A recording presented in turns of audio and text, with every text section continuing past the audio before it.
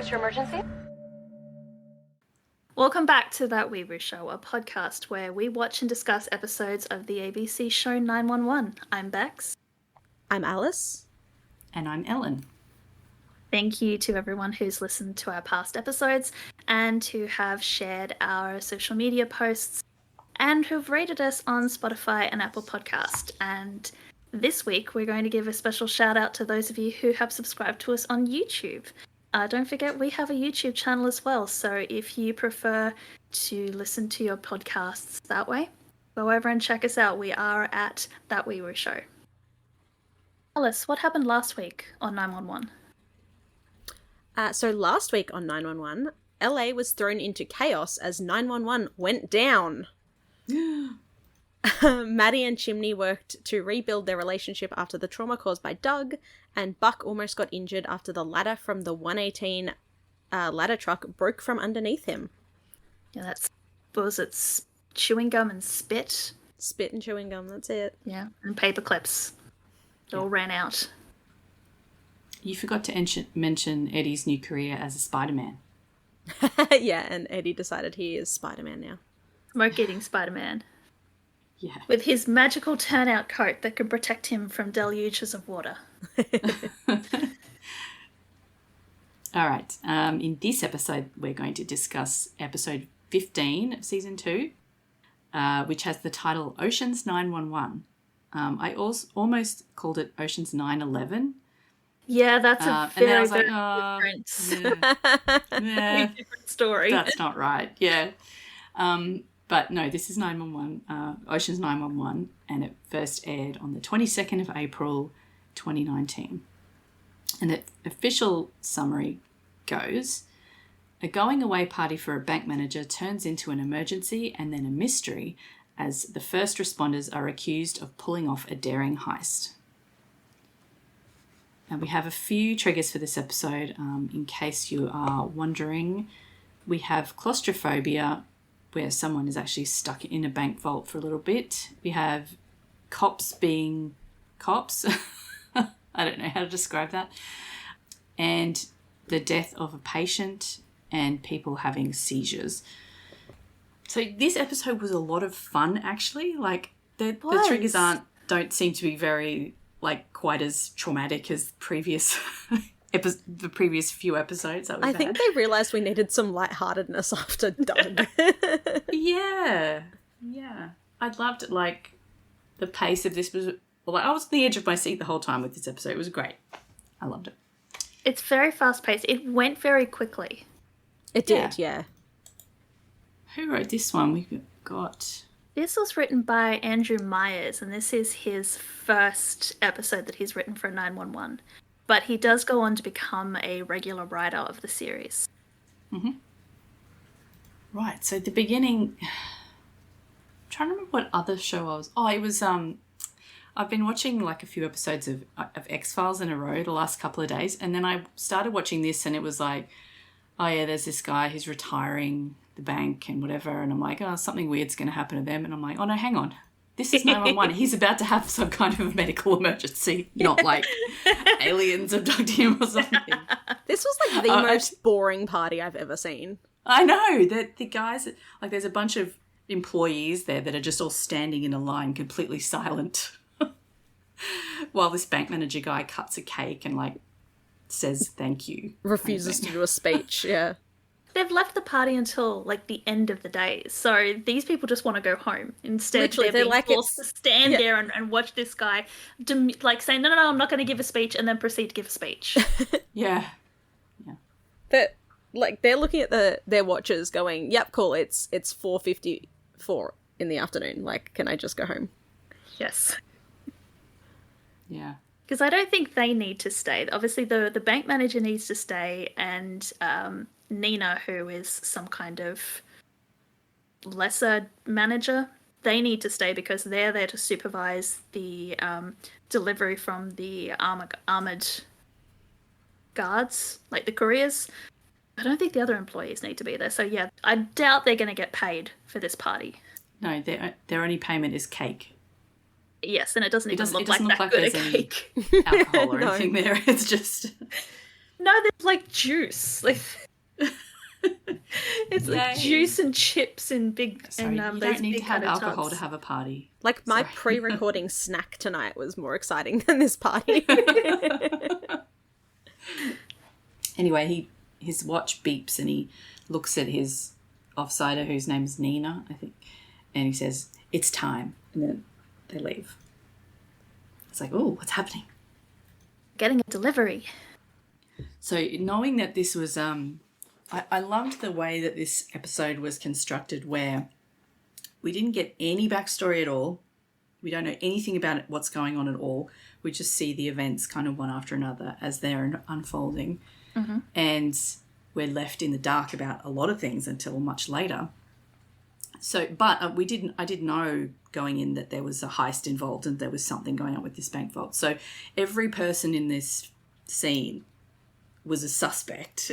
Ah, okay. I'm like, is this woman in on it? Is it the manager guy? Is he going to steal stuff? Like, are these guys who are driving the van, are they the bad guys? Like, it was really It was funny because, like, I just binged it on, like, Disney. And so I didn't get the names of the episodes. And so I'm watching this, like, what is happening right now? Yeah. Like, this whole episode, I'm like, what? That's Yeah, I very mean, if you didn't know. So Ellen, knowing that it's called Ocean's 911, which is obviously a reference to the Ocean's 11 and the whole Ocean's series, went Yeah. into it expecting a bank robbery, whereas Alice, you're just like, what the fuck is happening? Yeah, like, literally, what is happening? Where is the 118? That would have been so confusing. It was actually, like, it was great. And, like, because I write notes as I'm watching. And the whole thing is just, like, full of, like, question marks. Just like, what? Who? What? Why? What? All right, so an armoured truck pulls up outside the door and Nina opens the security door because it's after closing time, so she opens the door so these guys can come in. Sorry, one guy stays in the van and the other comes in with, like, a trolley full of bags, basically.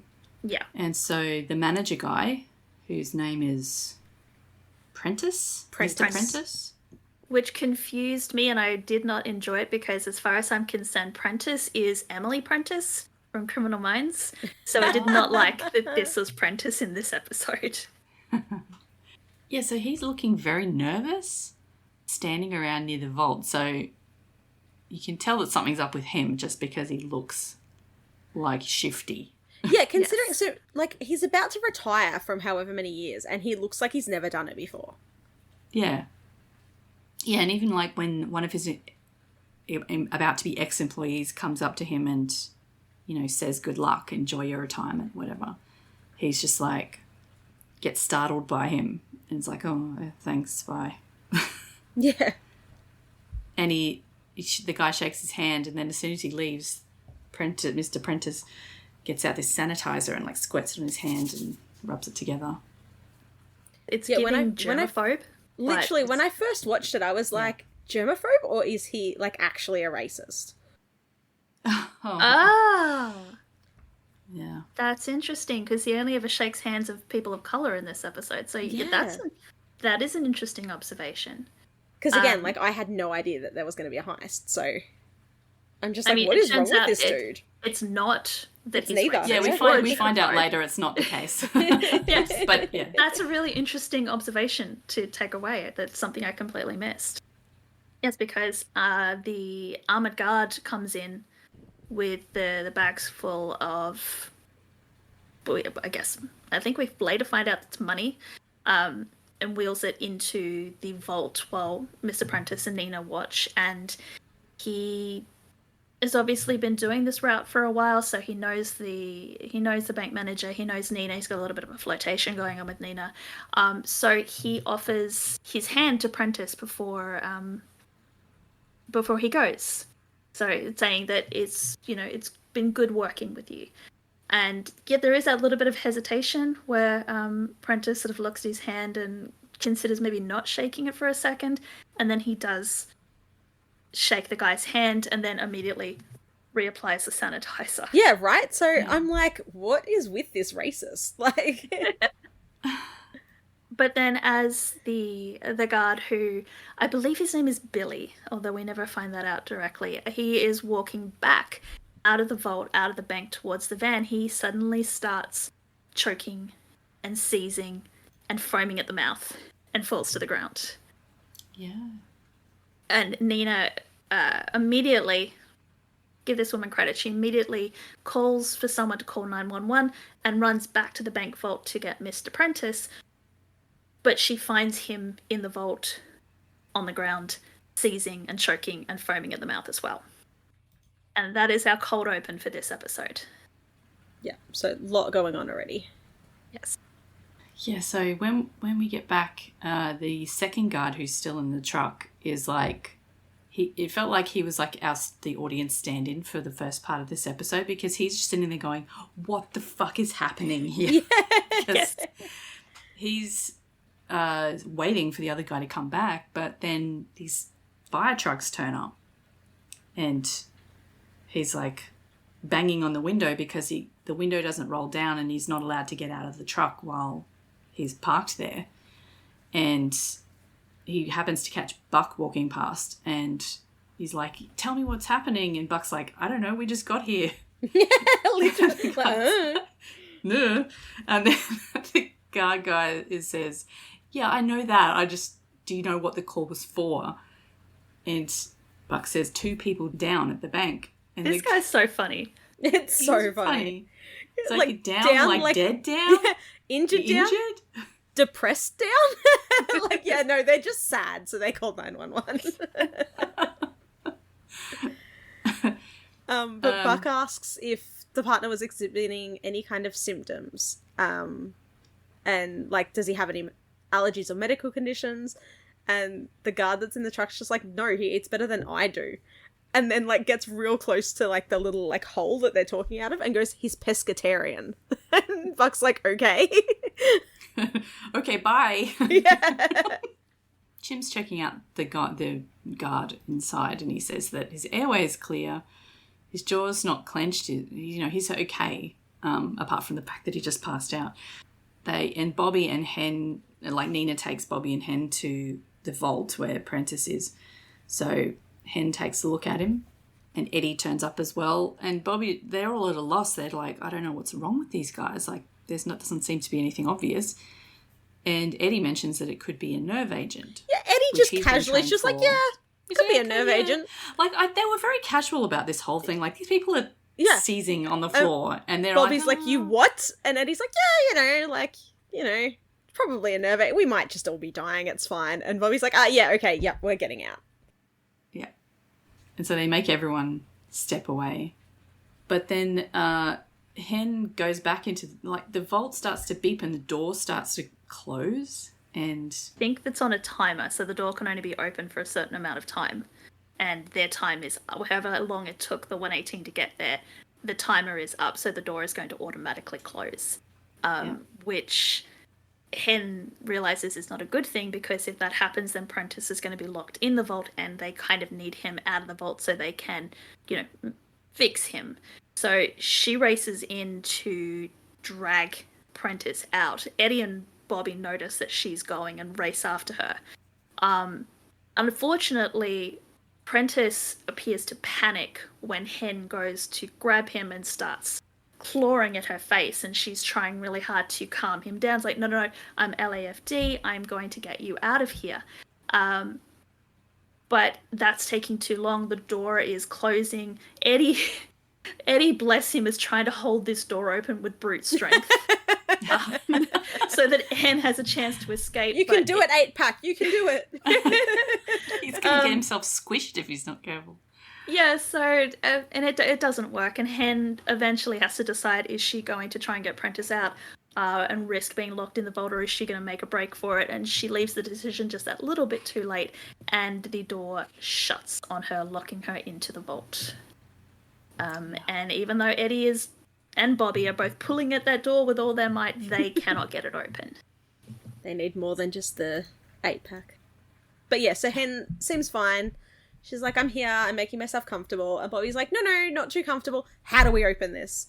And Nina just goes, we don't. It's on a time lock. It won't open again until the start of business tomorrow. So apparently, in case of an emergency, there is a number for the vault company on Mr. Prentice's desk. So Bobby goes with Nina to go have a look. Prentice has a screen in his office where he can see all of the live feeds of all of the cameras in the bank. And there is a live feed for a camera in the vault. And he's sort of keeping an eye on Hen while Nina is ransacking Mr. Prentice's desk. But then Hen stops responding. He's got a lot of stuff in his desk considering, like, this is his last day. And then it kind of looks like... We kind of get a shot straight out of a horror movie. Like one of those found seriously, footage it horror creeped movies. me out. I was just like, what the fuck is happening? His Hen is standing with her back to the camera. And we just see the walkie-talkie that she's been talking to Bobby through drop out of her hand. And then she kind of daggers around so that she's looking at the camera. But she's very unsteady on her feet because she is now foaming at the mouth. And then she just drops to the ground and starts seizing. It's giving Doctor Who Waters of Mars kind of feel. I don't know if you guys have seen that, but... I don't understand that reference. Okay. It's the same kind of thing, but it's like an alien kind of... Yeah, the only Doctor Who I've seen is the statues, like the angel statues. Oh, yeah, okay. And they're the ones that when you... Either you don't look at them or you look at them... When you're not looking at them, they can move. Yeah. Yeah. When you look at them, so you got to keep looking at them. Gotcha. Yeah, it's such a good episode. Yeah. Oh, and I saw one where like there's terrifying, like a face in like a sidewalk or something. I think. I don't know. I watched a bit of the Tennant stuff, but I can't remember what it was. It was like 8 years ago now. Okay. Well, it's my favourite, so, you know, if you need recommendations for other scary ones to watch, let me know. Waters of Mars is a particularly scary one as well, but it's at the end of David Tennant's, you know, tenure. Anyway, she's basically passes out and starts foaming at the mouth as well, and they're all, you know, horrified at this. They're like, how are we going to get them out of there? We need to do something. So we're back with the guard in the truck. Bobby is seriously ready to like start like cutting into this vault. Yeah. Well, Oh, yeah. Like he's like, get my girl out. What the fuck? Yep. The guard's on the phone with a supervisor of some sort, and he's like, the LAPD have shown up, and now like these other trucks start pulling up as he's talking on the phone. They look like very serious, kind of big black trucks, and they're all wearing hazmat gear. And I didn't notice this time whether they were properly, you know, sealed up and everything. But I did look. The Hazardous Material Task Force have proper full suits. The 118 are still in those funny splash suits with the gap between the necks. Okay. They've just got the dodgy equipment because they can't afford any decent stuff. Yeah, it's chewing gum and spit, remember? Yeah. Uh-huh. When Bobby explains what's happening, two of them are trapped inside the vault, like two victims.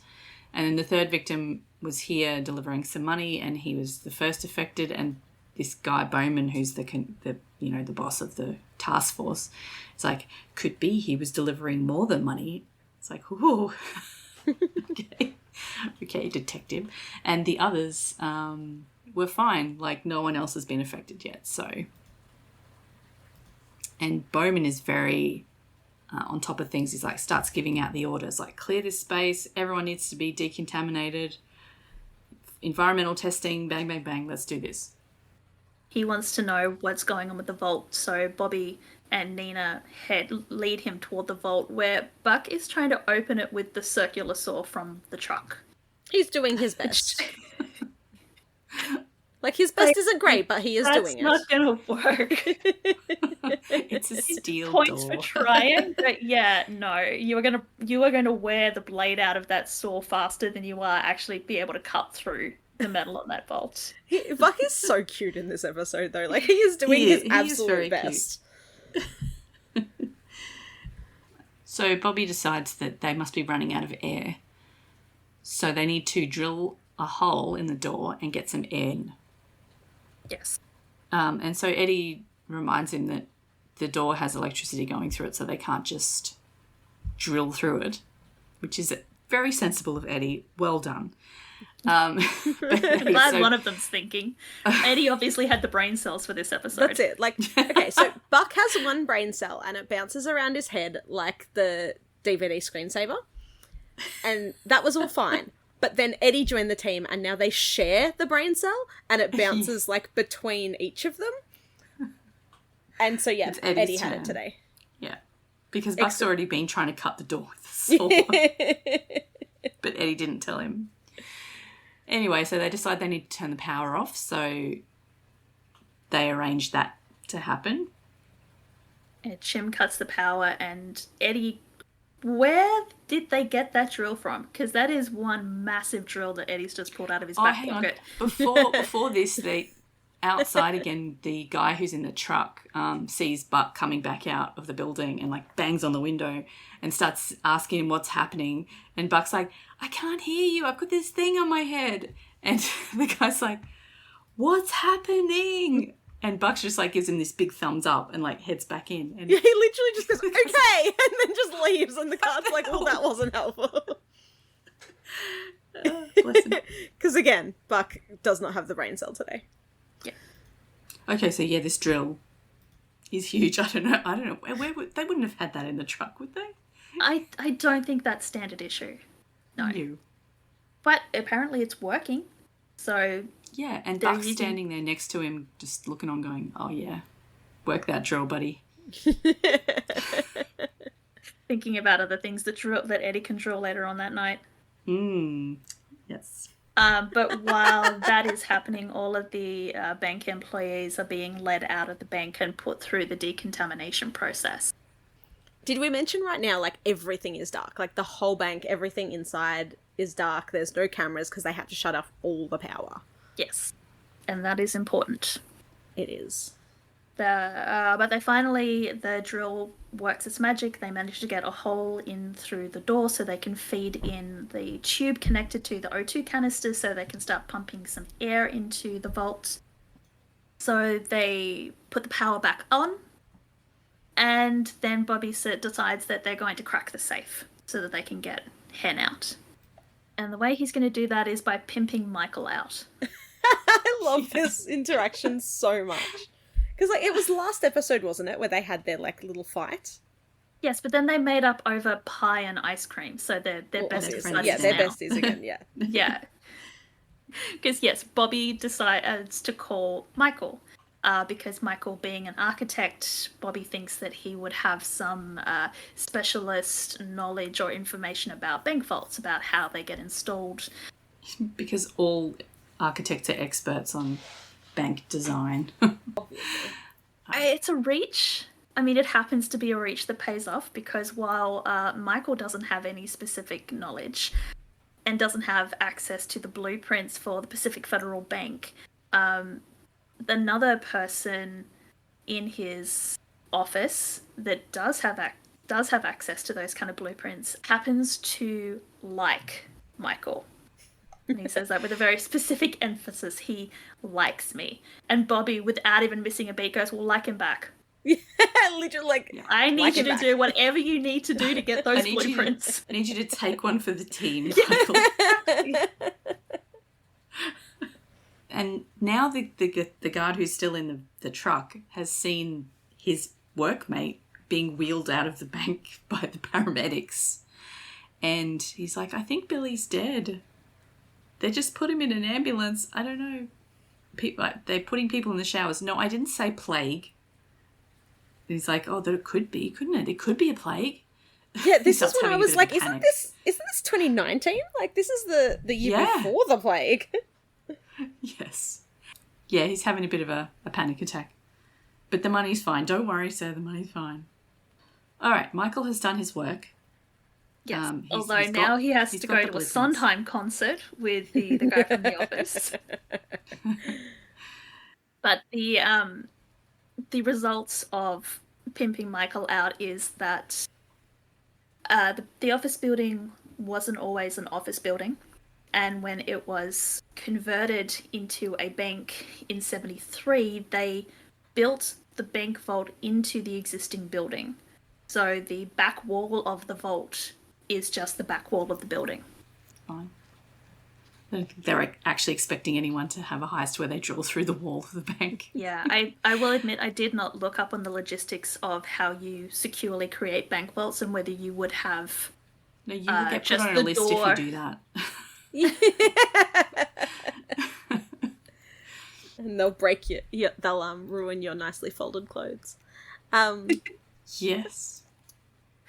Anyway, so they go to the south wall, and Bobby says that they're going to start drilling in a couple different spots, which will create a crumple zone. I have no idea what that means, but everyone on the 118 seems to, so Yep. Let's just go with that. And then Bobby has an idea, but they've got to soften it up first. And Jim's like, soften up a foot of concrete. But Buck's like, yeah, but it beats 3 layers of tempered steel. Yeah, it does. Buck's fired up. He's ready to do this. Oh, Buck's so ready to break into a bank vault. And like, can you blame him? He's got this massive, like, sledgehammer. He's like carrying it over his shoulder like a, He's finally allowed to sledgehammer into something. Like, it's like in the pilot where he goes to, like, bash in the wall and they're like, no, there's a baby behind it. And he's like, fine. And remember the last time they bashed in a wall, Bobby was the one swinging the sledgehammer. Yeah, like, Buck finally gets to do it. He's very excited. He looks like a character from Overwatch or something. He's got, like, this With the massive hammer. mallet, yeah. Yeah. But anyway, they start drilling into the wall. I don't think they're using the same giant drill as they were in the bank vault. No, I think this is just a looks a regular bit smaller. concrete drill. Yeah. Which still beggars the question of where they got the drill that they drilled through the door with. But I'm not going to think about that too hard. It's Eddie's No, from let's home. not wonder. Anyway, so meanwhile, like, we flash back to the hospital a couple of times, and the ambulances arrive. They put the patients into isolation, and Billy's still seizing and struggling to breathe. So Nina's there as well, because she obviously had, like, first-hand contact with them. And she watches them, like, racing down the corridor. And, like, how scary would that be? Yeah. Because next minute, like, she's watching and we hear them go, crash unit needed in the ER. Yeah, and Because- they all go running. Billy's on the table and coding. And, like, if you'd just been next to the guy who's just dying, like, that'd be terrifying. Yeah. Be sitting there wondering, when is it your turn? When are you going to start exhibiting Yeah. symptoms? But Bobby finishes the drilling. They start smashing at the wall with hammers. And then Buck somehow is they having get... a great time. And then somehow they get a Halligan tool and they've, like, wedged it really, really securely into one of the drill holes. And then they're tying some kind of rope around it. So they're trying to pull the wall apart with the winch that's connected to the I'm trap. surprised that the Halligan tool was that secure in the drill holes. I was fully expecting that they were going to use the winch and start pulling and that tool would just come flying out at like high speeds. Yeah. Or that it would be okay but the rope would snap or something. Yeah, I don't know if they drilled all the way through and they had some kind of a hook on the end of it so they could actually wedge it, hook it onto the other side of the wall. But in any case, they're It's trying one to of those pull- things, like, I'm not angry about it. I'm just curious as to what exactly they're doing and how it works and whether it's, like, would that actually work? Could you do that? Could you drill a hole and then shove your Halligan tool in and it would stay there and be secure enough that you could then use a truck to pull it out and it would Yeah. take the concrete with you? If you've ever broken into a bank by by drilling through a By Halligan foot of tool. concrete. drilling through concrete and shoving a Halligan tool in and then pulling the concrete out with a fire truck, let us know. How Yeah, did that get in work touch, for you? Yeah. But while this is all happening, Chim is sent back into the bank to keep an eye on the cameras to watch Prentice and Hen, because I guess if they're going to be yanking at the wall, they want to make sure that it's not going to adversely affect or injure Mr. Prentice and Hen. And back in the hospital, time of death is called for Billy. He has succumbed to whatever it is that has happened to him. So Bobby gets a phone call where they let him know that Billy has died, and Eddie says that they know what it was, and Bobby's like, no, but no one else is showing symptoms.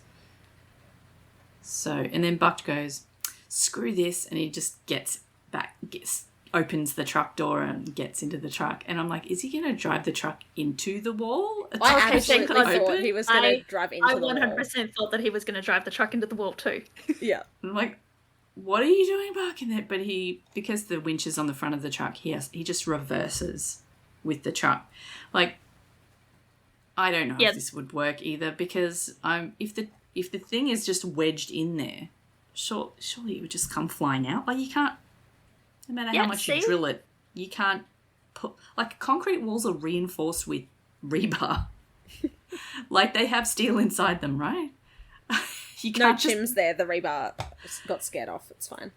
See, this is why I'm wondering how does that work? That he could have wedged that tool in, and like that tool is just a straight piece of metal with the little hooky things at one end. So there's no sort of protuberances that they could use to like wedge it in. So how is it in there strong enough that a full-on truck can pull at it and it stays there and the concrete gives before the Halligan tool comes out?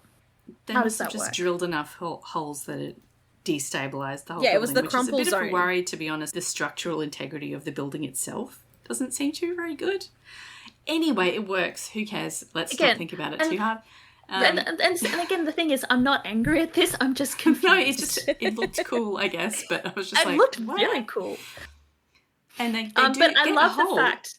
I love into the fact the that vault. it does work. That they pull and there is now a hole and they can see into the bank vault. Unfortunately, that was completely unnecessary, because just as they make that hole, the company that owns the bank vault or manages the bank vault security has managed to remotely access it and unlock the door for them. Yeah, immediately, like, as they're looking through. And so, like, all the team that are outside, they're, like, looking through the hole, and Chim just walks in and he's like, hey, guys. And Buck's like, seriously? So once again, the 118 have caused mayhem and destruction, and Yes, it wasn't necessary. it was. So if Buck had just waited those few minutes. Yeah. Anyway, Chim goes to check on Hen, and she sort of comes to and looks at him, and she's okay. Like, she seems all right. She's not foaming at the mouth anymore, which is good. Mm-hmm.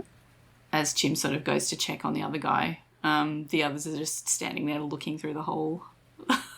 Like, oh. Why aren't they rushing around to come back into the bank so that they can get Hen and Prentice out? Why are they just hanging out, letting Chim do all the work? Chim's got it. It's fine. They're admiring their handiwork. So they put Hen into an ambulance, and like she's saying, like, someone call Karen. Bobby says it's already been taken care of, so. And Chim's not sure what's happening. He's like, she's not symptomatic anymore, and the bank manager guy was fine as well. What's happening? And Bowman has said that all of the tests that they did in the bank and on the people, they've all come back negative. So it wasn't a nerve agent, but they still have no idea what it is and why Billy, the delivery guy, and Prentice and Hen suddenly went down. Oh, yeah, and as they leave and go to get back in the trucks, Buck says, at least this guy was finally able to get out, as he, like, bangs on the side of the armoured van. So the guy who was in there is gone. And when Yeah, we so couldn't yeah, see the him, guy... but I thought that he'd like passed out or something. Because so did I. I was seriously like, did he pass out? Like, did he also die? Yeah. But no, he's just gone. I have to confess that the first time that I watched this episode, I didn't think that this guy for some reason, I didn't think that this guy could get out of the van at all. Like, when he tells Buck, I can't get out of the van, I thought he meant that he literally was unable to get out of the van. So that did I, and that's why I was like, I think he died. Like,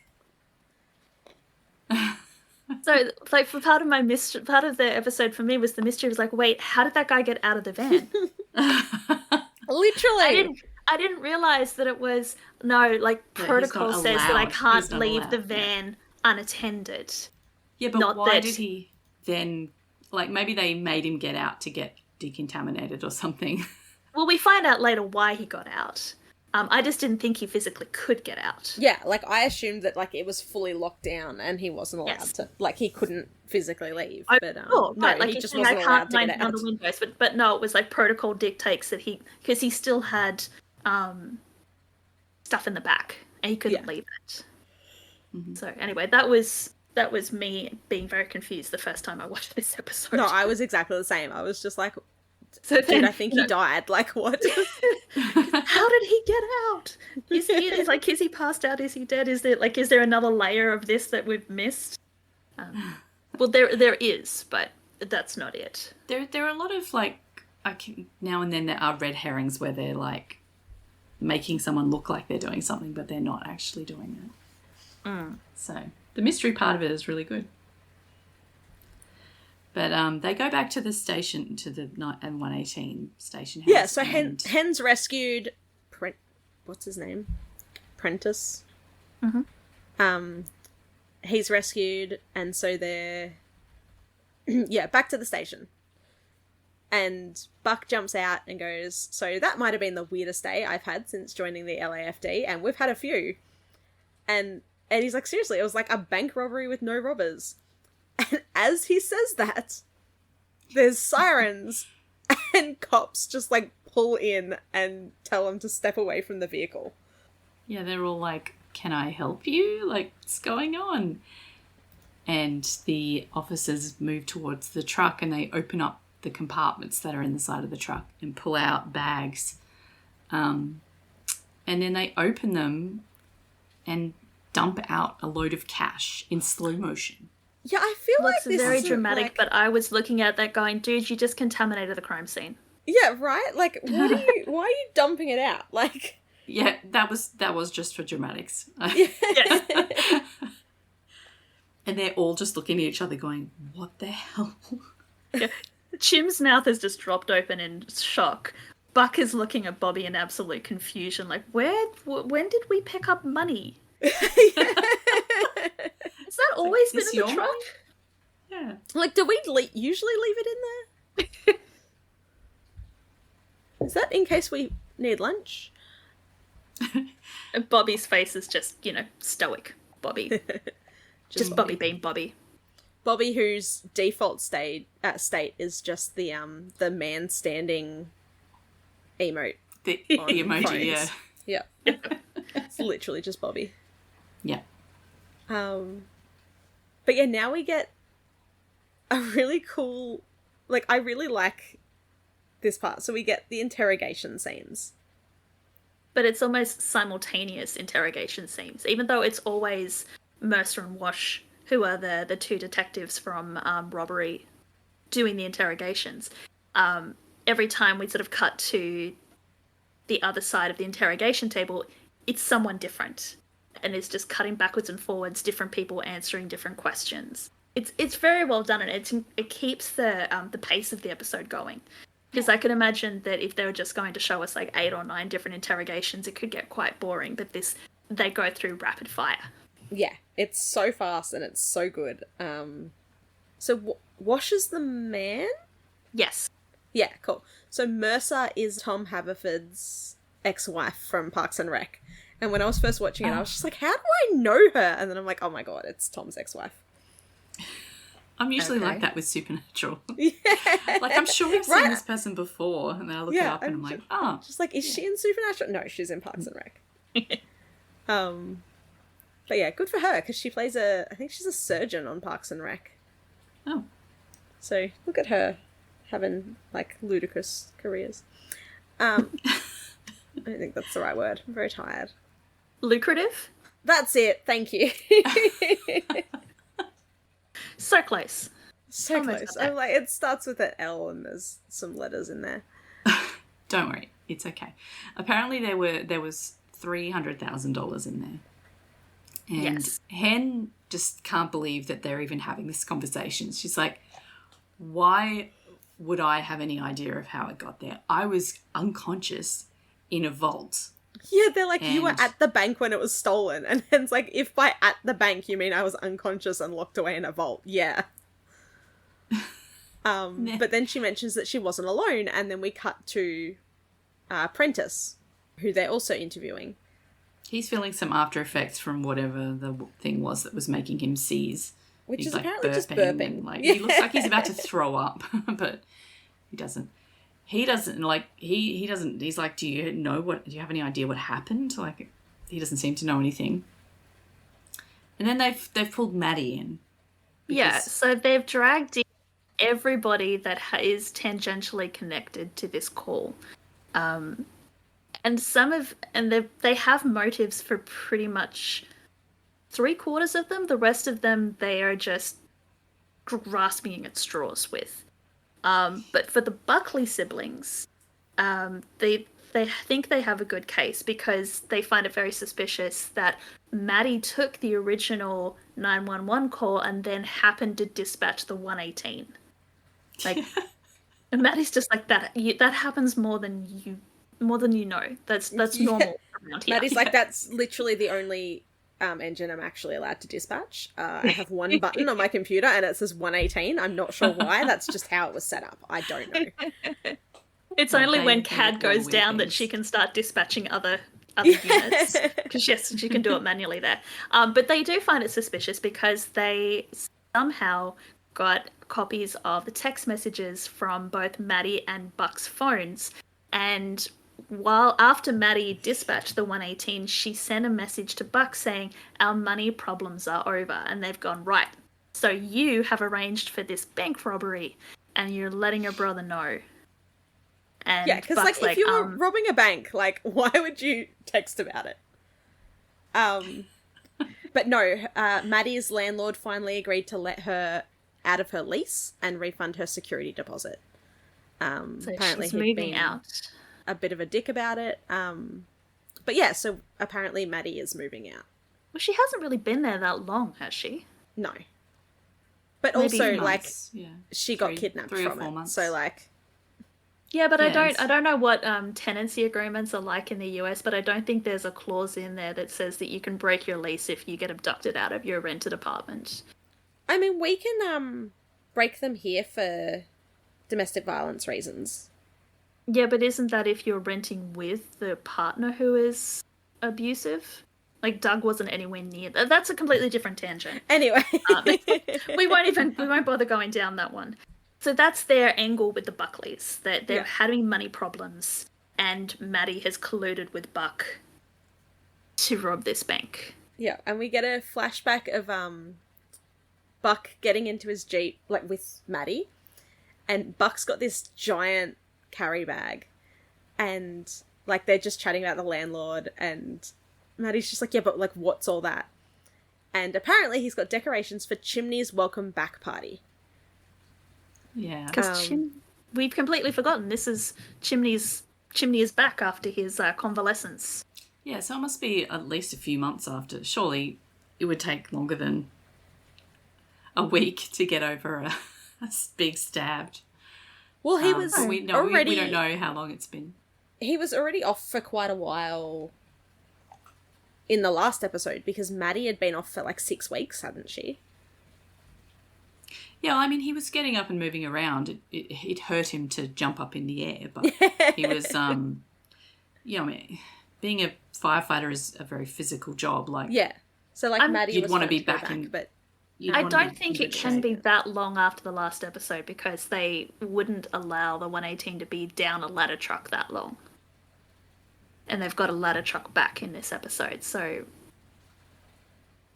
time is being wibbly wobbly. Time doesn't actually have that much of importance to this episode. No. But anyway, Chimney's back. Yeah, and he says that, Buck says that Chim said he didn't want anyone to make a big deal out of it, but Hen is insisting, apparently. And Maddie says that she really hopes he has a great first day back. And Buck's like, do you want me to tell him that? And Maddie goes, no.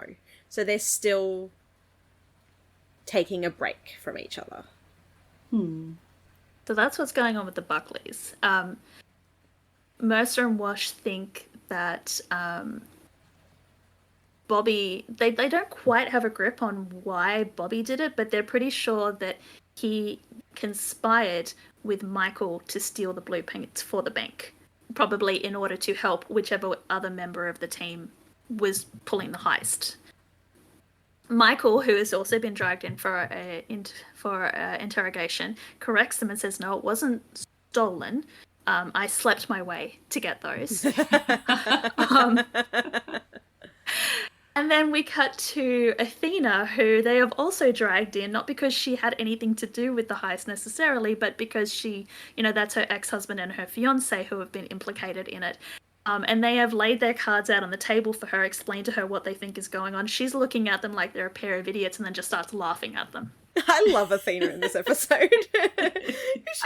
You think they did what now? I'm pretty like sure those that idiots? scene was just part of, the Angela Bassett quota for the episode. But it's such a good scene that I'm not mad about it. It's so good. Like, she's like, this entire firehouse has 2 brain cells that they share between the 4 of them. And Michael doesn't even like Bobby, so I don't know what And Michael says people request building plans all the time. Architects, contractors. And Wash goes, terrorists. And then we cut to Eddie. Eddie into the situation. He's like, no, I never said terrorists. And Mercer says, you were the first one to suggest it. And everyone figured that you knew what you were talking about because you're from the military. And Eddie says it was part of his training, how to spot it, how to respond. And then we go to Bobby, who says we had to improvise. And Mercer asks if they improvise a lot, and Bobby goes, it's part of the job, see the problem, solve the problem. To be fair, they do improvise. They do get a lot of weird-ass cases that they have to improvise. They do get a lot of weird-ass cases. Yeah. Michael chimes in and says that he was, everything that he did, he was just trying to help a friend. And Wash is sort of in disbelief, like, your ex-wife's new boyfriend is your friend? Like, dude. And Michael says, no, Hen is my friend. I was trying to help Hen. But yes, Bobby's a friend too. Everyone at the 118 is my friend. And then we cut back to Eddie, who goes, yeah, I don't actually know him. Yeah, he literally, it's so serious. I don't really know him. You said you loved him in the last couple episodes ago. Yes, he brought you coffee, remember, Eddie? Poor Michael thought that Eddie and him had something, and Eddie's just like, no. Yeah, I don't really know him. Eddie's just going to throw him straight under the bus. So then we go to Hen, who goes, someone said I seem stressed. Who? Who said I seem stressed? Which is kind of a clunky transition, but okay. But apparently it was Buck. And Buck is like, Buck said cranky. Yeah. Which is better in what way? Like, that's not any better. But then we get a flashback to earlier that morning, and we get to see that, yeah, she was kind of snapping at Buck. I love this flashback so I love this. It's great, this flashback. So they're hanging up, Buck and Eddie are hanging up a banner for Chim's party, and it says Chimney 2 Death 0. Who came up with this idea? I mean, in fairness, it is a lot better than the cake with the rebar, like his head with the rebar. Oh no, that's a classic. Nothing will top the fondant head with the liquid rebar. But yeah, Buck's holding his side of the banner way too low. Yeah. And Hen literally says, that's way too low. And Buck's still just yapping. He's like, Chimney says he didn't want us to make a big deal out of it. Maybe we should respect the guy's wishes. And then he just raises it up as high as he can go. And Eddie just looks so annoyed. He's just like, we've got shit to do. Like, can you just focus your fucking energy right now? But then Hen says, you know what we're not going to do? Respect wishes. Yeah. Yep. We're hanging a banner, we're having cake, and we're going to show him how much we love him. Lower. So yeah, cranky. But meanwhile, while Hen's supervising Dumb and Dumber straightening up a banner, Bobby's talking with Marty, who we met last episode. He seems to be like a maintenance man with the trucks. After the ladder truck broke, they needed to sort that. So he's just brought them a new... He's just fixed the ladder, right? He didn't... It's not a new truck, it's just I think fixed. they took the truck away and just put a new... They put a new ladder rig on top of it. They just replaced the ladder rig. Yeah. And Bobby is very appreciative, and he sees the party being set up and asks if they need a hand. And we get a little bit of exposition about Marty, where Hen says, I'd ask you to help blow up the balloons. Like, I know you can blow them up, but you're probably not going to be able to tie them. And Marty goes, oh, you mean because of the arthritis? And holds up his hands and wiggles his fingers and says, oh, that's not going to be a problem. Because I took my crazy sister's advice and I went to see her acupuncture guy. And everyone's like, you went to get acupuncture? That's alternative medicine? He's like, no, the acupuncture didn't work. But he then recommended me to a witch doctor, and you wouldn't believe what he put me on, and apparently that has worked and has fixed the arthritis in his hands. Yeah, so this whole conversation's very friendly. So clearly they've all known Marty for a while, because they're shocked that he went alternative medicine. They know he's got the arthritis. So yeah, there's clearly a lot of familiarity with Marty. But then Athena walks in carrying a cake. And the cake is literally just a plain white cake. And Buck's like, but last time there was a licorice rebar. And Hen goes, yeah, but this time he only got stabbed. And wow. She really was cranky. Well, you could have put a knife in it and some blood, or some red icing. I think the kicker to that is it's a sheet cake that is obviously intended to have some kind of decoration or writing on the top of it, and Athena hasn't even bothered to get it decorated. It's literally just a plain white sheet cake. Yeah. But the reason that Mercer and Wash have been focusing so hard on Hen, and possibly perhaps one of the reasons that Hen is so cranky in this scene, is that the Wilson household has money problems because Karen has apparently lost her job. I didn't realise she was like a, engineer or whatever. She's a rocket scientist, literally. Yeah. She was working at JPL. Apparently they're sick of Mars. They don't want to go to Mars anymore. It's like, oh. So the funding for all of her projects are drying up, which is a problem because they just replaced the roof on their house. They have Denny's daycare. They kind of needed that money. Hen and Karen are not the only ones that have money issues because of kids. Eddie also has quite a few kid-related expenses, so that also makes him a suspect for why he would be stealing $300,000. Because he's just put Christopher into surfing lessons that are $150 an hour. Dude. When he was saying this, I thought that he was talking about his own surfing lessons. I'm like, oh, Eddie's having surfing lessons. I think Eddie would spend $150 on himself, though. Well, obviously not. But he's only just moved to LA, he's not used to the beach. So yeah, maybe he got excited. Maybe he needs surfing lessons. No, but we get a scene where Shannon is also very shocked that Christopher is having surfing lessons, and she kind of lists all of the expenses, the Christopher-related expenses. So, he's got the surfing lessons, but he's also, his private school is very expensive. All of his physical therapy is expensive. After-school programs, Carla, that all adds up. And there's only so many shifts that Eddie can take to cover all of those costs. But he does tell Shannon not to worry, because, he's going to rob a bank to pay for it all. Clearly. But yeah, Shannon says every time they talk about money, he tells her not to worry. And she's like, guess what? I worry. And he's like, well, don't. Yep. And when Mercer points out that the $300,000 would solve a lot of problems, Eddie goes, I'm a firefighter and a father. I don't have time to plan a robbery as well. Which, I feel I feel that. There is no way that I could plan a robbery and carry it out.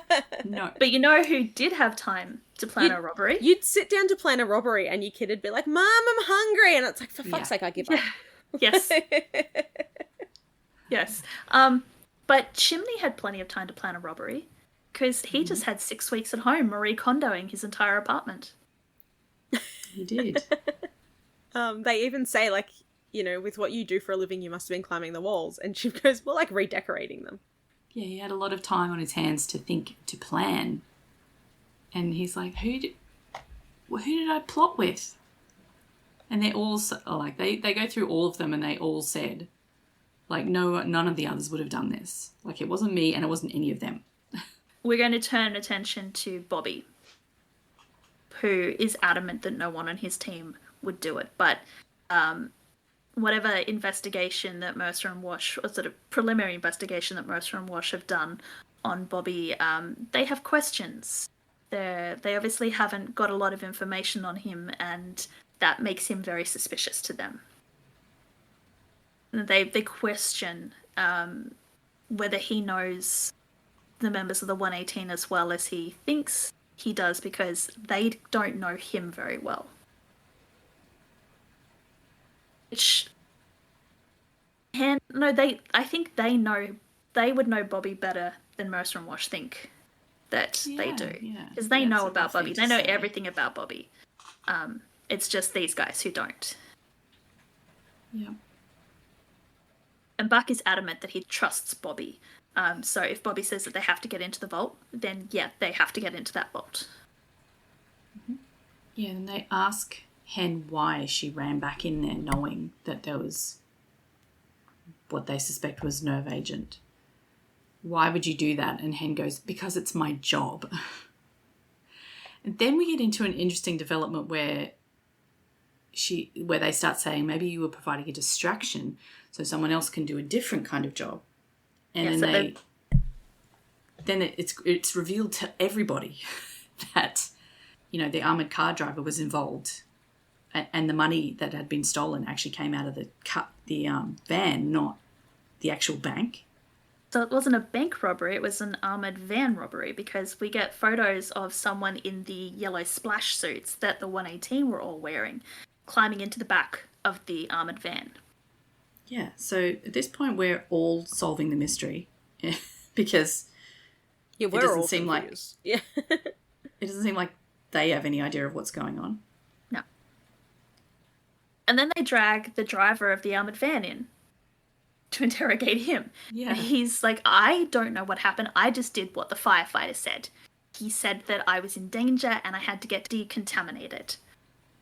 Yeah, so that makes more sense now. Because at the end I was like, how did he get the other guy away so he could steal the money? And then I'm like, okay, he had to go get contaminated so the other person could steal the money.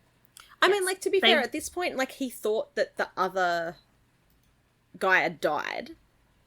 And then... Yes. Eventually he did die, but... So, like, he would have been terrified. Yeah. He was full on freaking out, having a panic attack. Yeah, like, no one had told him what was going on. Buck just gave him a thumbs up. So when another guy who was dressed exactly the same as Buck comes up and says, you need to get out and keep decontaminated. Yeah, I can imagine that he would, just go along with that. Yeah, like, fuck it, no job's worth dying. Exactly.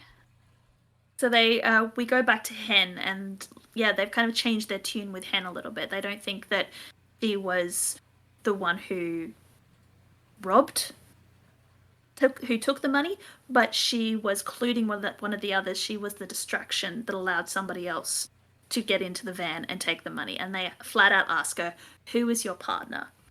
And then this is where we get a flip through everybody that they've just interrogated. All of them just staring blank face at the camera, except for Buck, who just looks up at them and goes, "I'm so confused. Can you start over?" I love that scene so much. Like, I just want to replay that in my everyday life regularly. And like, after they've flipped between everybody, and they're all just like, "Wait, the money came from the truck?" I'm like, Buck is everyone. He's like, I am confused. This scene and the scene at the end, Buck is very much the audience substitute. Yeah, absolutely. Because every time that they're explaining shit to Buck, it's stuff that they need to explain to the audience. Yeah. Which Buck seems to be that person a lot. I'm thinking of all those episodes where he just asks has one line which is a leading question, which then allows someone to explain the scene. Yeah. But it seems to work in this episode because it is so confusing that I do believe that he just has no clue what is going on, especially since Eddie's got the brain cell in this episode. Yeah, I think on purpose the interrogation is meant to be confusing so that you give away, what happened. If you're the guilty one, if you don't know what's going on. they like aim to trip people up. Yeah. I would like give to away point something out that you weren't going to. at this point that every single one of those people, except possibly Athena, who just laughed at the detectives, every single other person was a fucking idiot for talking. The only thing every single one of them should have been saying was lawyer. Yeah. LAFD should have had the department lawyer down there, representing all of them, not letting any of them talk to the police. Kids out there, if you're listening, if police ever ask you any kind of questions, the only thing you should say to them is lawyer. Do not talk to police without representative. I don't care if you have no idea what is going on. I don't care if you are as innocent as a newborn baby. Do not talk to the police unless you have legal representation. Mm-hmm. Here endeth the PSA. Good PSA, though. It would have made a very boring episode, though, if it was just like the 9 of them just going lawyer, lawyer, lawyer. I understand. Or if they'd been asking questions and they'd be just like the lawyer answering, going, don't tell him anything. Don't answer that. Don't answer that. So, look, I get for... and I do love that scene. I think that it's very well done, but it's one of those things, like, in reality, yeah, don't talk. Yeah. All right, so later...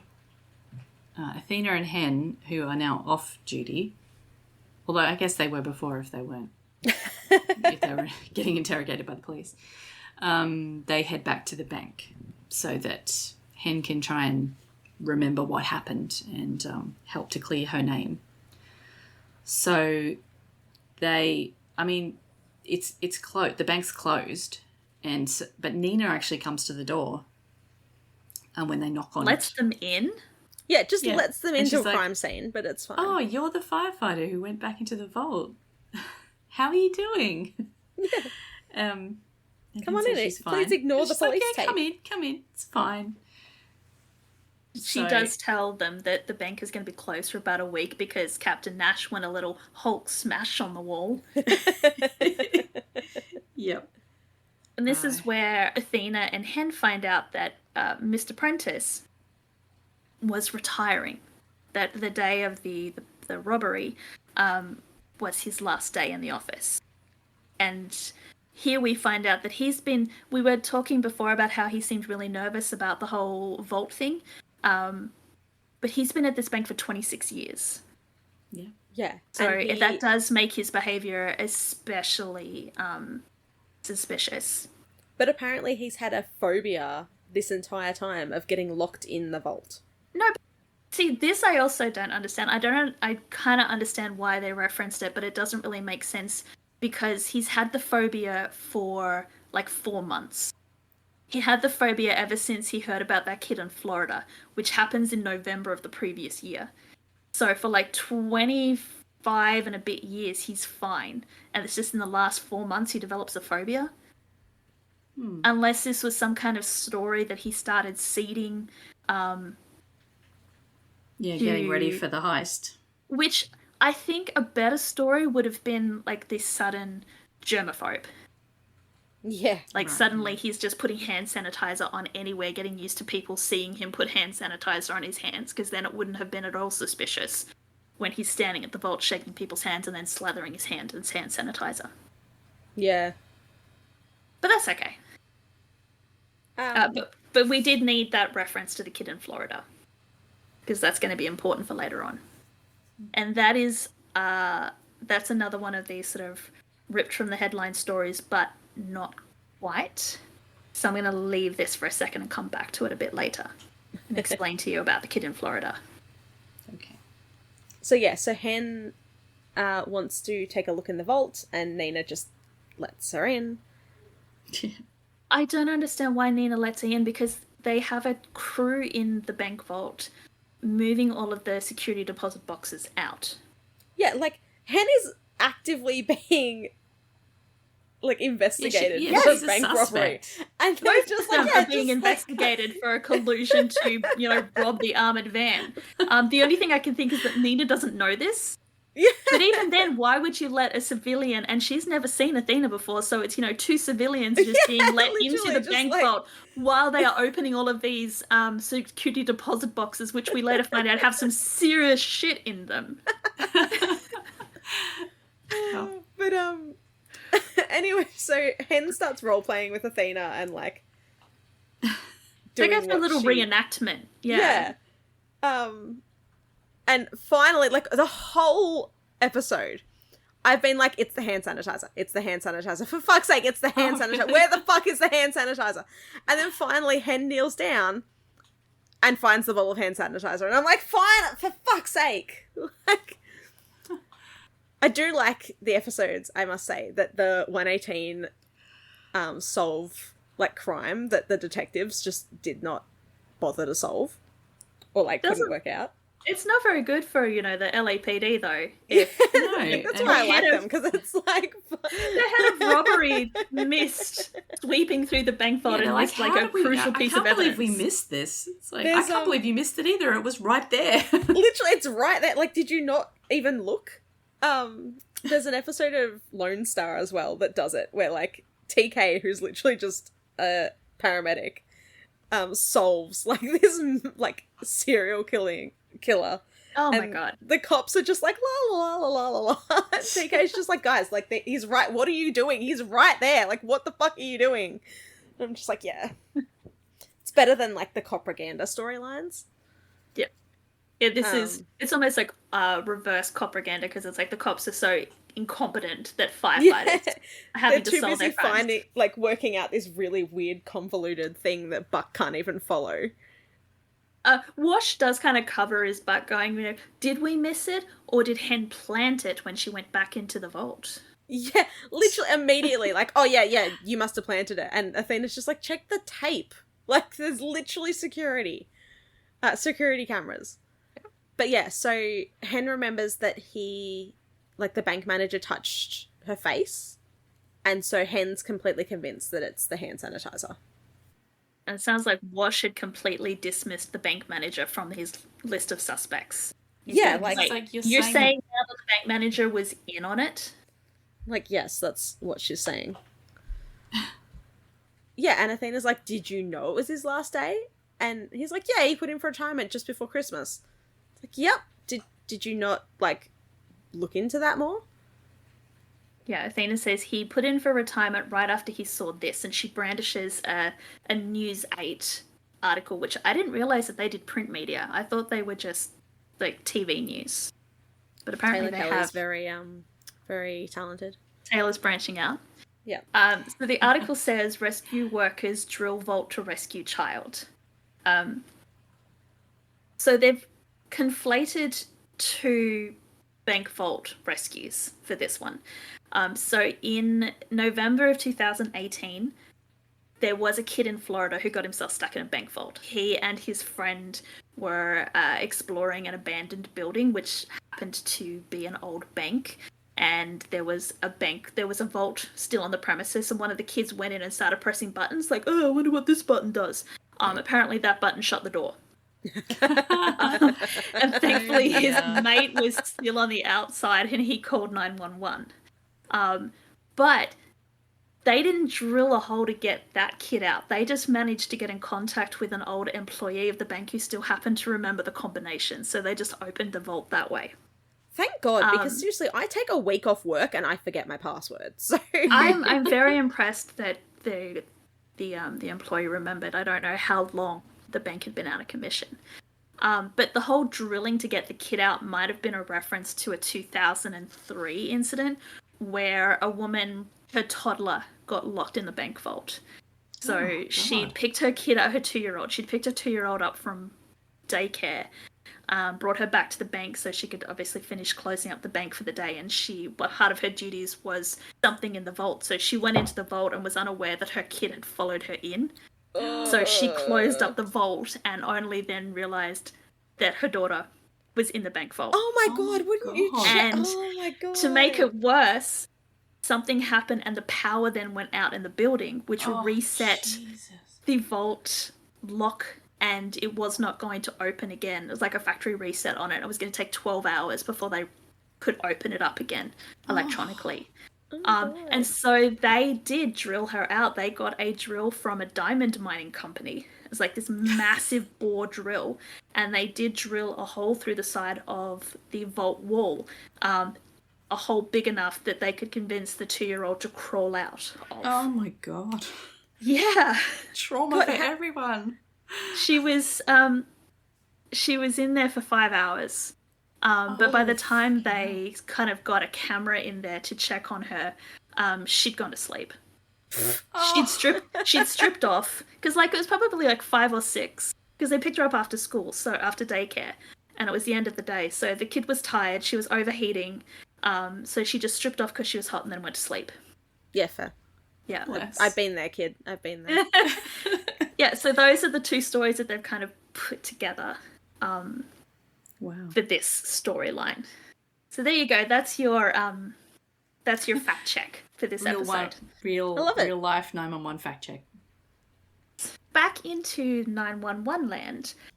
While Wash is trying to grapple with this new information, Nina catches his attention in the background because she's suddenly sounding very upset and demanding that everybody in the vault check the room and check every single safety deposit box again, because $6 million worth of diamonds is suddenly missing. The vault, the bank, the security deposit box that should contain diamonds now contains the recycling. Yeah, I think it's literally just like an empty water bottle. Yeah. So our heist has suddenly got a little bit more complicated, because it's not just the $300,000 anymore, it's $300,000 and $6 million worth of diamonds. Yeah, and $6 million worth of diamonds seems a little bit more serious. I would say so, yeah. If you've got boxes that have got $6 million worth of diamonds in them, why are you letting 2 civilians just into the bank and wander around? Oh my God, that too, honestly. And also, why is the hole in the back of the vault, which is, open to the street, just got police tape across it? Why haven't you tried to secure that a little bit more? It's secure. There's police tape. It's fine. Doesn't it have a board over it? It's not. Yeah, why haven't concrete, you but drilled it's a steel plate over it or something? Or is the security tape, is the police tape made out of the same material as Eddie's turnout coat? It's completely impenetrable. Yeah, it's invulnerable. Yeah. I'm just going to give them the benefit of the doubt and say that they've got security posted 24/7 outside. Yeah. I just have they've got questions. $6 million worth of diamonds just sitting around in there. Anyway, they go to visit Prentice. Mr. Prentice, because he is the only other person who would have had access to the bank vaults. Yep, bang on the door. Hen and Athena are also there for some reason. Yeah, for some I reason. don't know why they came along, but It's okay. like Buck goes to the hospital with Eddie every time. Hen and Athena are just like, oh, cool, we'll come too. Yeah, like Mercer and they're like, okay, we're going to go and visit this guy, and Hen and then we're going, standing behind them, listening in, going, we're coming too. Like, Same. They've just tagged along. Yeah. I can imagine them like running out into the street and jumping into a cab and like, follow that police car. Yeah. But when they try the door and it's actually unlocked, and when they open it, they both kind of recoil a little bit, and one of them says, "Oh, I hate this case," because he's dead on the ground. Yeah, he's very dead. His passport and plane tickets in hand, and he's dead. Yep. So it's clearly he was on his way out of the country. And so Wash immediately pivots again. And his new theory is that Prentice had an accomplice who has killed him and taken the diamonds, and he demands that Hen tell him where the diamonds are. Yeah, and Hen's just standing there like, what? So first, she stole the money. Seriously. Secondly, she was the distraction so someone else could steal the money. And now she was the accomplice to... He's forgotten about the money. He doesn't care about the money anymore. It's the diamonds that was the real... And, like, not only has she, like, killed him and taken the... like, been his accomplice, then killed him and taken the stones, she's then followed them to the house to, like, and been like, hey, like, maybe we should check this guy. They say that, like, serial killers, one of the pathologies of a serial killer is that they like to insert themselves back into the investigation because it like, fulfills some sort of narcissistic desire. So maybe he thinks that that's what she's done. Yeah. She was just sick of the interrogation room, so she's just like, let's go on a field trip. Yeah. So the discovery that the diamonds are missing and the Prentice is dead triggers a massive wave of search warrants. This is also great. This is good. So we start with Athena, who is... It must be the next day, possibly a day after, but it's morning. And she's trying to hurry the kids out of the house, telling them that Mrs. Anderson, whoever that is waiting to pick them up. And the kids are confused because they thought that their dad was coming to get them. And Athena's like, no, your dad is going to be busy. We both have a very busy day planned. And I love this. Harry's like, Dad didn't say anything, and Athena's like, it's a surprise. And at this point, they're up at the top of the stairs. Athena is trying to shove them out of the house. And as she opens the door, Mercer jumps because she and a whole sort of battalion fleet of LAPD officers are waiting outside about to issue Athena with a search warrant. So she shoos the kids out. Yeah, Harry's like, says, who are they? Have a good day. Yeah, Harry's like, who are they? And Athena goes, friends from work. Off you go. So she takes the warrant, leads everyone inside. She's like, there's coffee on the table, the coffee in the kitchen. Help yourself. And Mercer's like, oh, you were expecting us? And Athena's like, I know the drill. I assume you're hitting everyone at once. And Mercer's like, oh, and they're going to be expecting us too. And Athena sort of sits down in the living room. She's like, no, you think I would spoil your surprise? It's not my party. Which we then get one after the other. After the other, we see search warrants being issued on the rest of the 118. And the music that they've got going is great as well. Yes. It's, what is it, Scenario? Scenario featuring Busta Rhymes. Yeah. But yeah, it's just great. And like, so the LAPD are issuing search warrants to everyone. So including there's Bobby, the Chim. station house. Like, they go and they absolutely ransack the station house. Yeah, they're like pulling helmets out and everything. Which, you gotta feel sorry for the B shift. I think I even had a note and I'm like, who are these firefighters? People because we see Bobby. Bobby is at home because they're searching his apartment while he watches. So somebody else is in charge of the station house, and could you imagine that they're just sitting there going, "What the fuck did the A shift do?"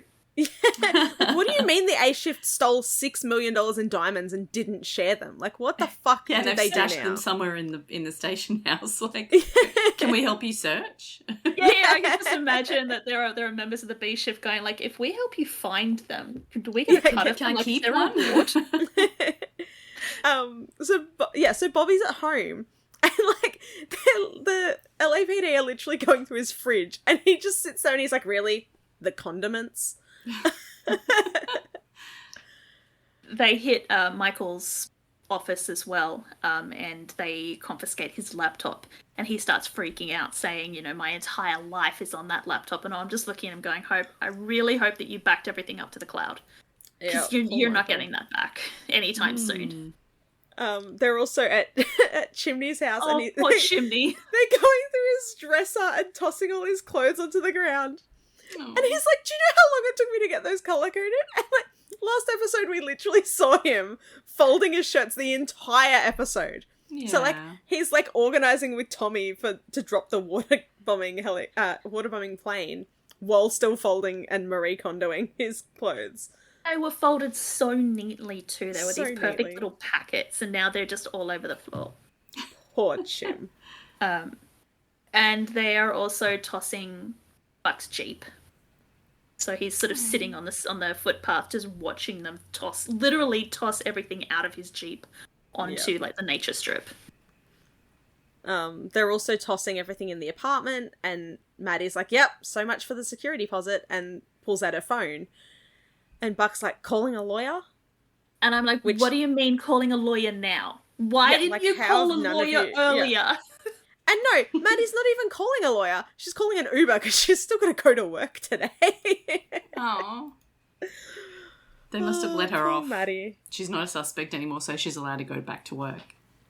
She's just like, fuck this shit. I'm surprised they didn't issue a search warrant for like the Seymour Center, thinking that Maddie's brought everything to like dispatch. Maddie put all the diamonds in her drawer. Yeah. Poor Maddie. I feel so hard for Maddie right now because like there's been like the entire pandemic I still had to work, so it's just like, oh, the world's ending. Oh, that's okay. I've still got to go to work. No, I was more thinking that she's had cops turn up at her door again, like without any warning. Like, I know, poor hasn't Maddie. she had enough of that? That must be bringing a few things back. Poor thing. But yeah, so after the montage of everyone's houses getting tossed, we go back to Athena's place. Hens come over for a bitch session. Athena's place is very clean, mind you. So yeah, she's just like, yeah, let them do their dance. You know, it's not easy, but you've just got to let the wheels of justice do their thing. And Hen's not happy about it.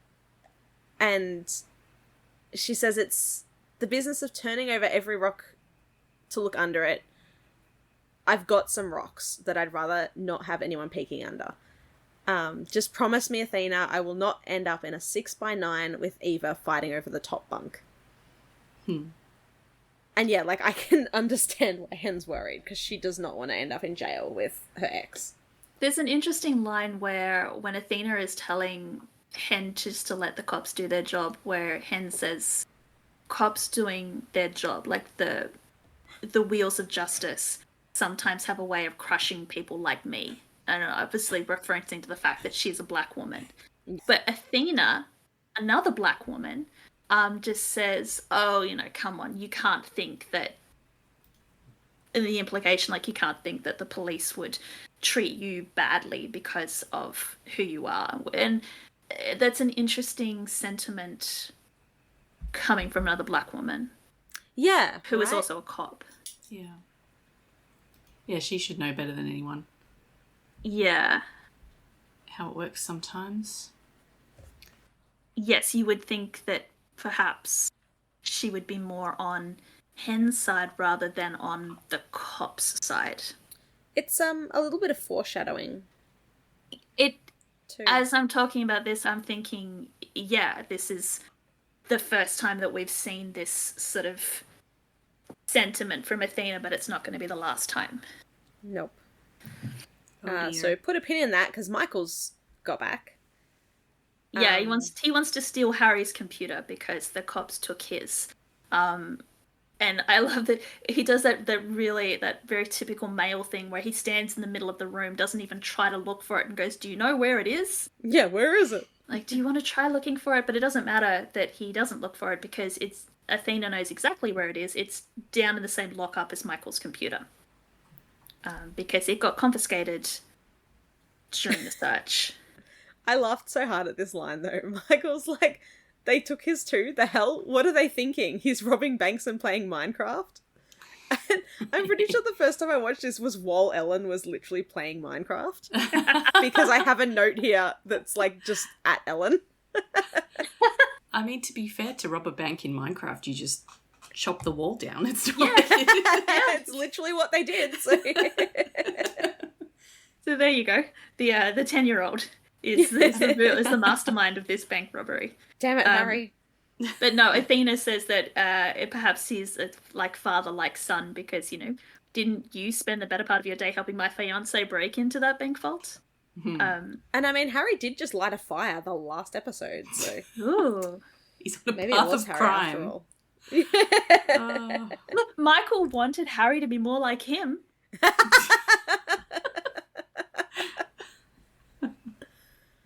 He does say that, whatever he did, he was just trying to save Hen, who was sitting there and goes, thank you for that, by the way. And Michael's like, yeah, you got it. And Hen goes, I think, thank you. Yeah. But Hen's phone starts to vibrate, so she takes that call. And Michael also comments on the fact that Athena's house looks very tidy. And he asks whether she cleaned up after the place got tossed.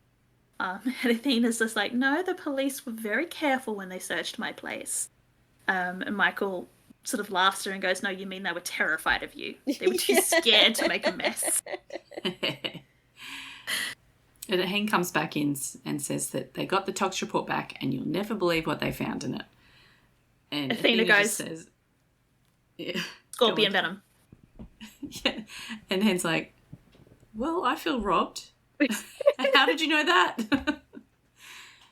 But it was in the hand sanitizer that they found in the vault, which I was yelling at the screen the entire episode. But yeah, it was in the hand sanitizer. Yeah.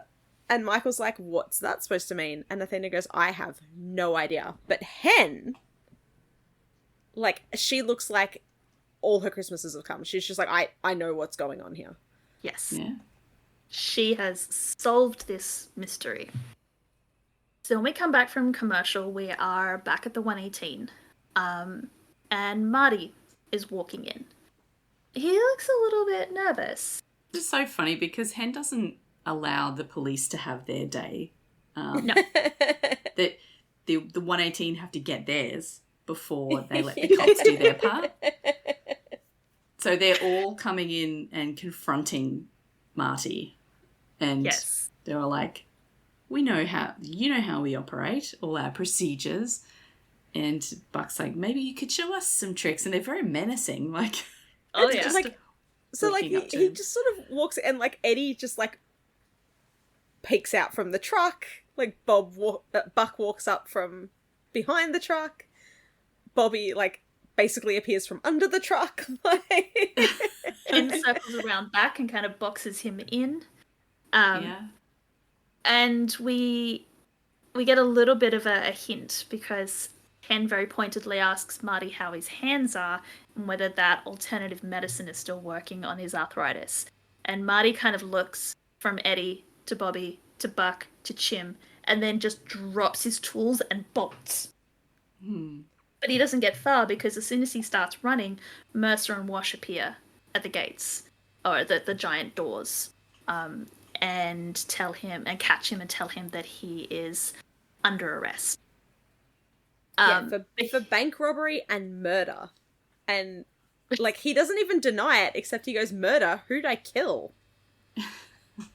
So they are pinning the death of Billy, the courier driver, on Marty because the scorpion venom that was in the hand sanitizer, he had a severe allergic reaction to it. So it's going to be like manslaughter. And in case any of us are confused as to what exactly is going on, Mercer's got us. She had to Google this as well. So the scorpion venom, or the iberiotoxin, blocks the potassium channels that allows arthritis to spread through the bones. I did not Google this. I have no idea if she's talking shit or not. Sounds pretty good. Did anybody look it up? No, it sounds a little bit like that kind of natural medicine bro science type. Like, I don't know if it's real, but that's the kind of language they use to describe how things work. Yeah. But, obviously it's doing something because it was working on his arthritis. Yeah. And, yeah, causing an actual, dangerous reaction in other people.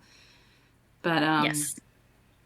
He said an overdose of it mimics the symptoms of a nerve agent. So he could create just enough chaos to impersonate a firefighter and get the armoured car driver away from the truck so he could steal all of the money. So they're in the interrogation room at this point, and Athena is in the little observation room through the two-way mirror watching this. And she asks, is that the guy? And we discovered that Sam, the other armoured car guy, is... The driver is in the observation room with her, watching, and they are trying to get him to ID Marty as the guy who got him out of the van. And he says, "Oh, I don't know." So I love how Athena just does not care. Bangs on the glass, and Marty jumps and whirls around so he's looking straight on. And Sam's like, "Oh yeah, that's the guy." That's I'm still very impressed because we later see that Marty had the O2 mask on and the hood kind of pulled up. I'm very impressed that Sam was able to positively ID him through all seriously. of that. At this point in the show, I still don't know what Bobby looks like. So So then we get to later that evening, I guess. We're at the station house. They're having lunch or dinner. They're having some kind of family meal. I had no idea what time it is. Time makes no sense in this show. it's a time and they're having a meal. And Buck asks, let's see if I get this right. And he tries to repeat back the story that he has been told. And the other members of the 118 explain to him, therefore explaining to the audience what exactly happened. Yeah, so Buck says the fake nerve agent attack was a distraction for the armoured car robbery, which was a distraction for the diamond heist. Crime is hard.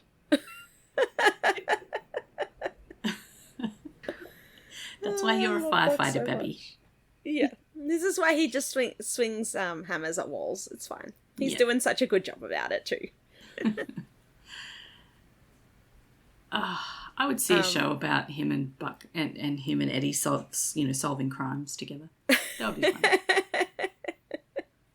It might take a really long time for each crime to get solved, but they'd get there in the end. I'm thinking, are you thinking, I have a scene in mind of, I don't know if you're thinking the same one. I feel Alice. like this is just bananas in pajamas. Are you thinking what I'm thinking, V1? I think I am, V2. I don't know, it's either bananas in pajamas or Pinky in the Brain. It's like, are you thinking what I'm thinking? I think so, Brain. But how to get the sponge up the tube? Yes.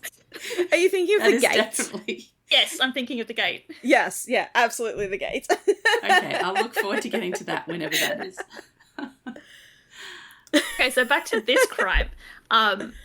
So apparently Marty and Prentice were brothers-in-law. Ex-brothers-in-law. Ex-brothers-in-law, and for some reason they decided to hatch a plan where Franklin was the inside man in the bank. His job was to create the medical emergency, the kind of emergency that would trigger what Hen calls the Big Bird Protocol. And Marty knows exactly what kind of emergency would do that. So then we get the flashback to Sam, the armoured car driver, being told by Marty, who's in the yellow splash suit, that he's in danger and needs to get out.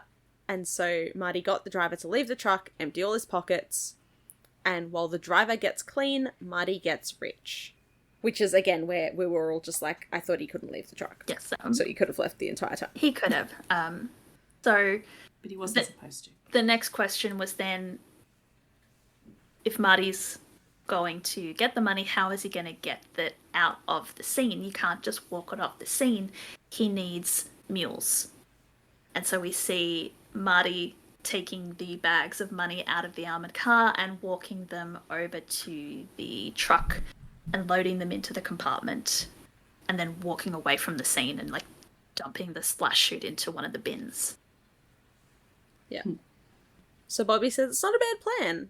It's crazy, but it could have worked. Yeah, I was thinking previous to this as well. I'm like, this is a really cool plan.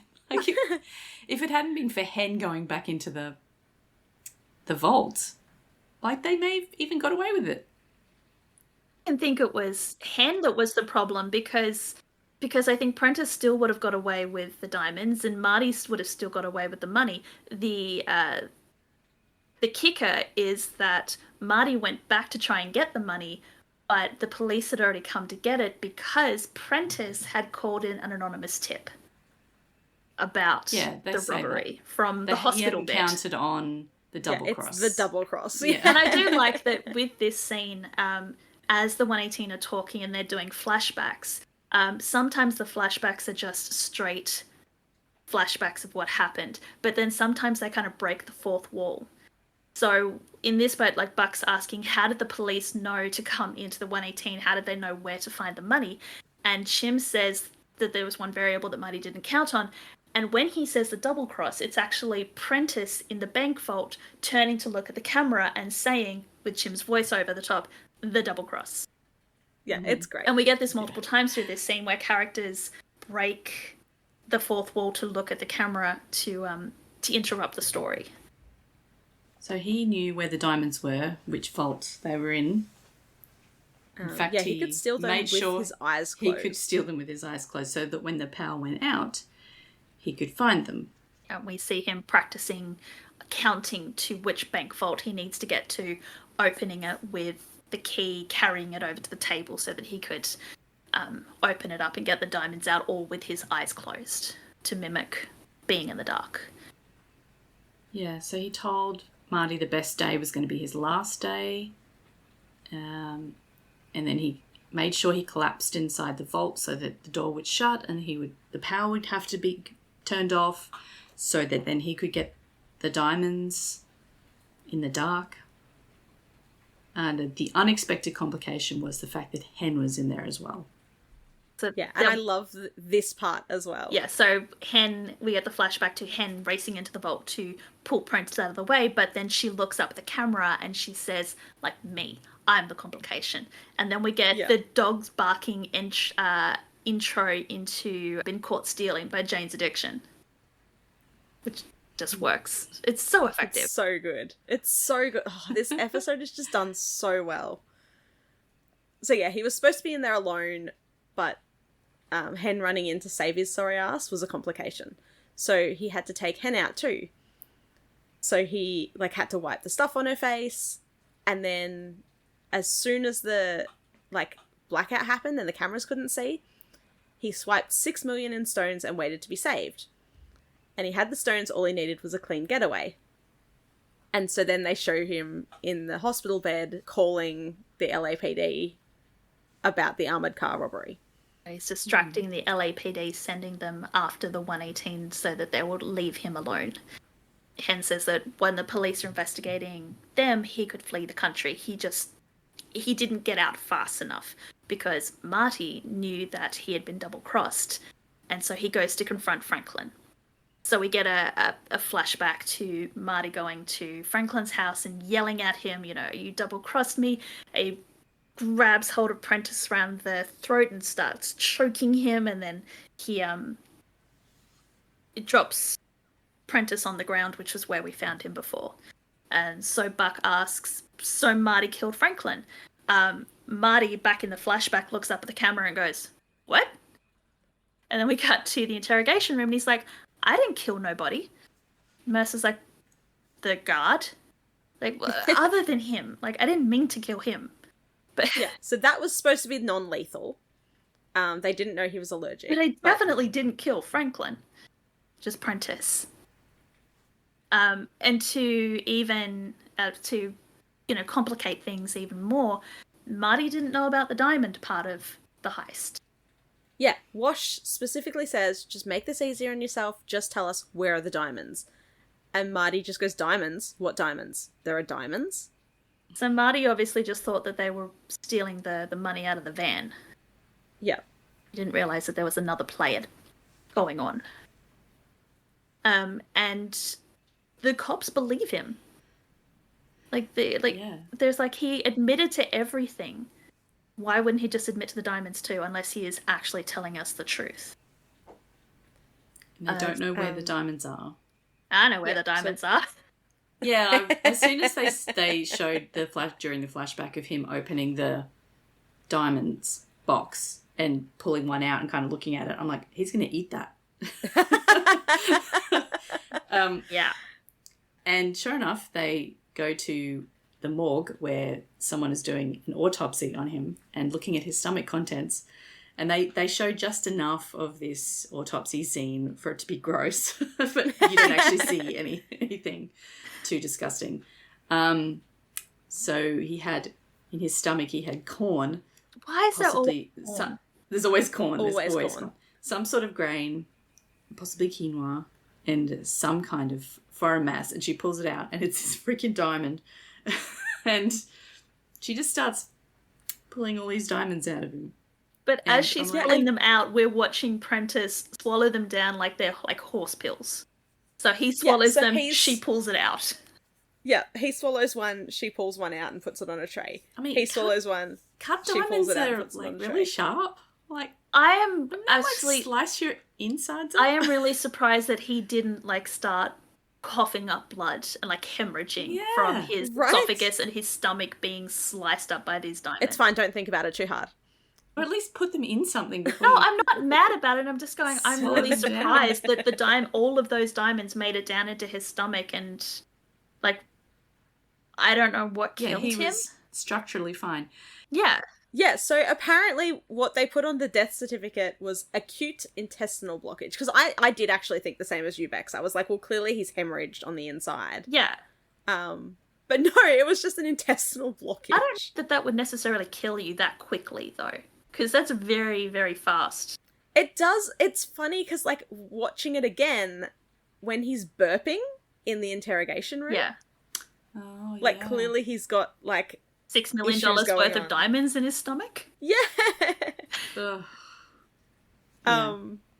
But yeah, Athena says that they rejected her suggestion of what should go on the death certificate, which was greed.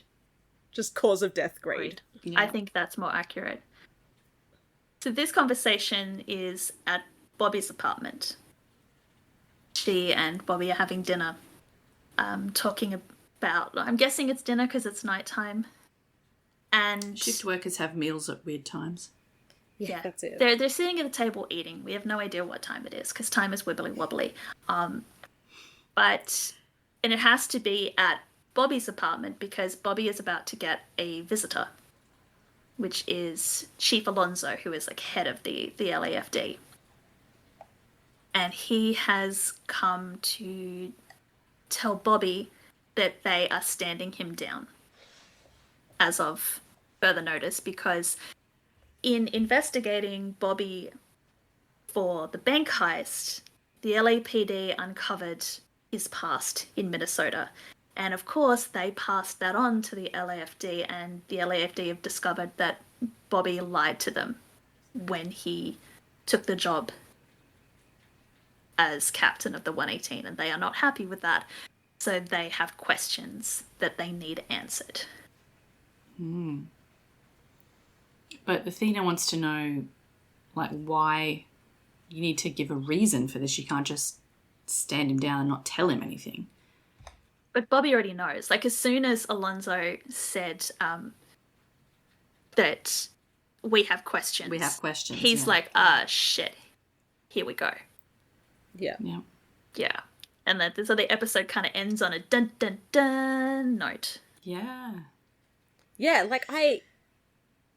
I love how the whole time we're just like, oh, it's this. Okay, it's actually this. Okay, it's actually this. Okay, it's actually this. Okay, shit, now Bobby's being stood down. It segues nicely into the next episode. It really does. Because the next episode is Bobby Begins Again. So we get a little bit of the next episode is how Bobby gets to LA and how he becomes the captain of the 118. Yep. Because we know from the previous kind of Bobby Begins that he, and I can't remember off the top of my head whether he asked or whether his captain from the station that he was at Minnesota, or the head of the Minnesota Fire Department, told Bobby that they were going to seal his records. That they could get him a job anywhere else in the country and no one would know what happened in Minnesota. Maybe that's something that happens in this coming up episode. It was in Point of Origin, I think. Or have I think you've... Yeah, I don't think I've skipped? has happened yet. Yeah. Okay, so this is the perils of having seen all what's of them. Coming. It's all merged in my brain. Yeah, I think because in the previous episode about Bobby, he's just telling it all to Hot Priest. I don't think we get all that detail. No, we just see him, like, it's he just just blames after it himself happens, for killing his family. It goes back and he's like, this is all my fault. Okay, then I apologize for spoiling that little That's okay. that little part. It's not important to the story. It's important. I don't think it's really important. But yeah, I love this episode. Yeah. It was a lot of fun. I do have thoughts on this episode. Tell us all of your thoughts. No, like before I launch into this, they're not bad thoughts. They in no way kind of affect my enjoyment of this episode. I still really like this one. But I think the fact that there's two things that kind of annoy me a little bit about this episode. The fact that it's called Ocean's 911, I kind of expected it to be the 118 pulling off a heist. Because in the Ocean's movies, it's Danny Ocean. I think that's the point, though. Like, you're supposed to think that they're pulling off a heist and it's not actually them. Yeah, but I kind of want them to pull off a heist. Like, I want to see them doing the heist. I want this. It says it in the summary. It starts off as a heist and it turns into a mystery. But I kind of wanted it just to be more of a heist. But that's okay. That's fine. That's just, me, my expectations being slightly off. I'm happy to go with a mystery. That's fine. I enjoy, crimes and mysteries and whodunits. But I don't particularly think that this was from my very, very qualified opinion about storytelling, I don't think it was a particularly well-constructed mystery. Because I like mysteries that you can solve backwards and forwards, like a math equation.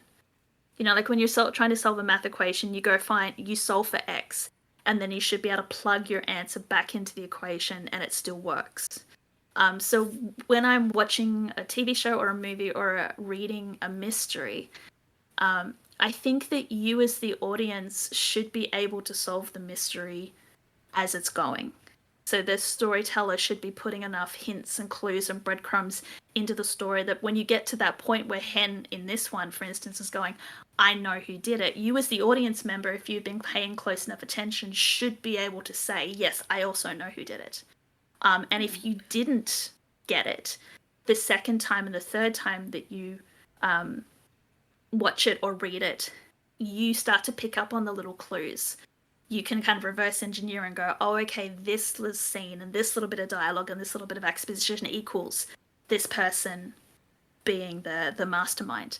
But there is, no matter how many times you watch this episode, there is no way that you can pick from what we are given in the episode that it's Prentice and Marty. Oh, God, no. I think their aim was not that kind of mystery. I think their aim was just to be absolutely ridiculous. No. Because we've just had, some really serious episodes, and we're about to have some more really serious episodes. So they were like, yeah, let's just go batshit crazy on this one. I know, but that whole scene at the end where they're Yeah. explaining it to Buck, they had to have that because they there had is to no explain. way that you would understand what was going in the episode Oh, God, no, unless yeah. they sat down and explained it to you. And I kind of would have liked there to be, like, we can Just a little bit a more, little yeah. bit more that I could be involved. I think it's because I couldn't be involved in this episode. Like, I had to sit back and I had to passively take in the story. I couldn't be actively trying to solve the mystery along with the 118. And like you said, that is a 100% me thing. That's the way I like my mysteries. I am not saying that I am smart enough to solve any of them, but I like to think that I have been given enough information that I could if I tried hard enough. But no matter how hard I tried, I would not be able to do this one. He did give the information about the stuff that he was taking for his hands. Yes, but until Hen told us, there was no way we would have been able. How would you connect that with the hand sanitizer?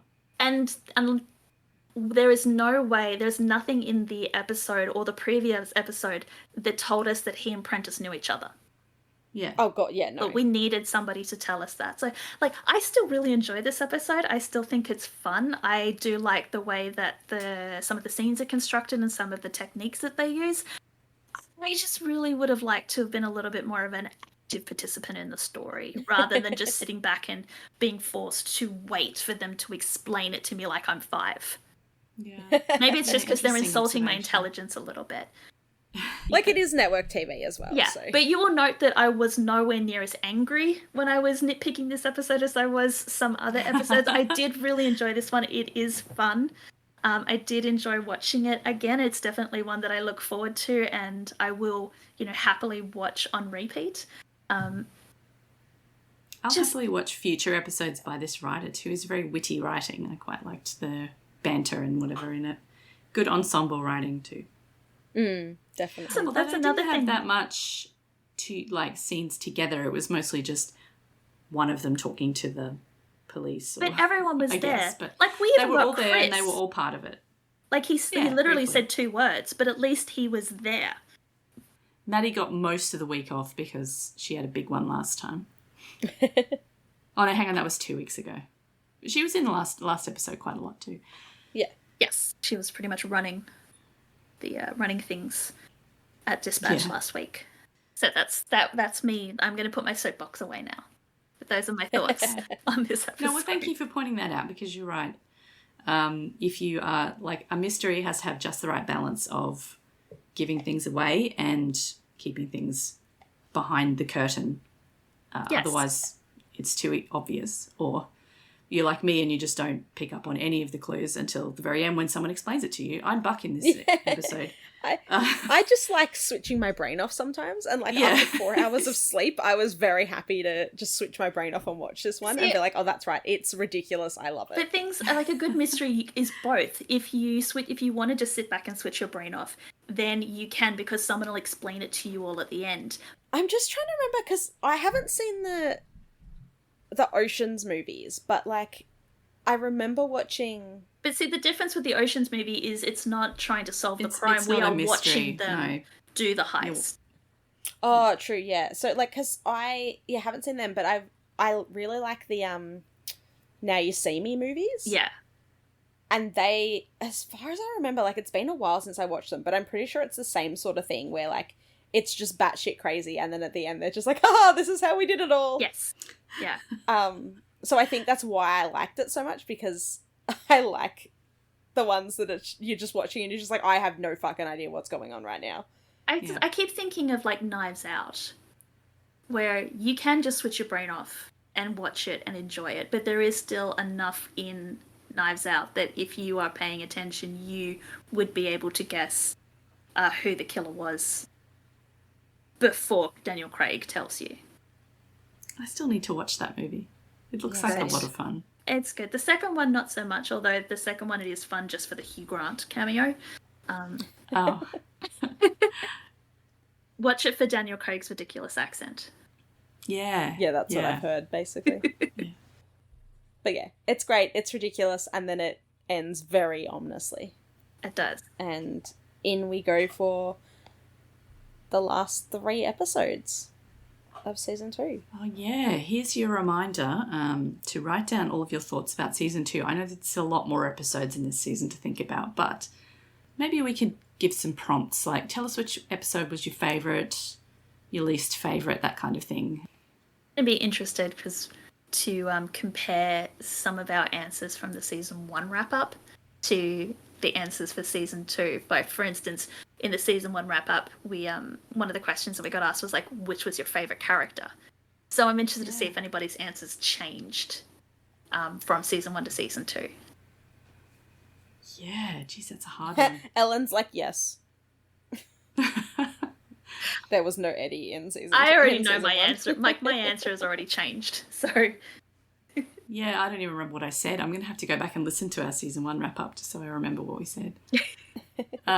Or don't. Just answer the question and then I will tell you whether your answer has changed or not. Okay. I'm going to have to do some homework before we record this one. But yes, let us know. You can actually record a voice message if you want to and send that to us, or DM us on any of our social medias. Send us email. Please mark that it is a season 2 wrap-up feedback so that I don't read it and get spoiled accidentally. I mean, I promise I will watch the last 3 episodes fairly quickly so that I don't get spoiled for the last few. But, yeah, we'll need to know. We'll need to get all that feedback in the next couple of weeks so that we can record that one. I'm really, really excited to start season 3 as well. So I'm just like, these next 3 to 4 weeks need to hurry up. We will say next week we're going to talk about episode 16, which is called Bobby Begins Again. And it contains, like, I'm just reading the triggers here because I haven't actually watched it yet, but it's got a flashback to the apartment fire that you know, Bobby lost his family in. We have more alcohol abuse and alcoholic character who relapses. I'm guessing that's Bobby. We have actual animal abuse in this one, which is cockfighting. Interesting. References to inferences of, I don't think we actually see the cockfighting. Okay. We have suicidal ideation and also an extreme allergic reaction. Yeah, please tell us what you thought about this heist episode, though. Did you enjoy the mystery? Did you think it was a bit heavy-handed, like Bex did before she got on her soapbox? Have you been involved in a heist? Have you ever drilled into a bank vault? Let us know how that works. Get in touch with us in all the usual ways. Email, like through all of our social media. We are That Weewoo Show in just about everything. Our website, thatweewooshow.com, also has all of the transcripts of our episode and lists all the ways that you can follow and subscribe to the podcast. So thank you so much for listening this week, and we will talk to you next time about episode 16, Bobby Begins Again. See you then. Bye. Bye. 911 is a fictional show, but many of the situations portrayed happen in the real world too. If any of the topics we've discussed in this episode have affected you, please know you're not alone. You can call or text numbers in your country for help. Just Google crisis support in your location to find out the number. If you enjoy our podcast, you can help us out by leaving us a review on Spotify or your preferred listening app, and by sharing our social media posts. Find out more at thatweewooshow.com.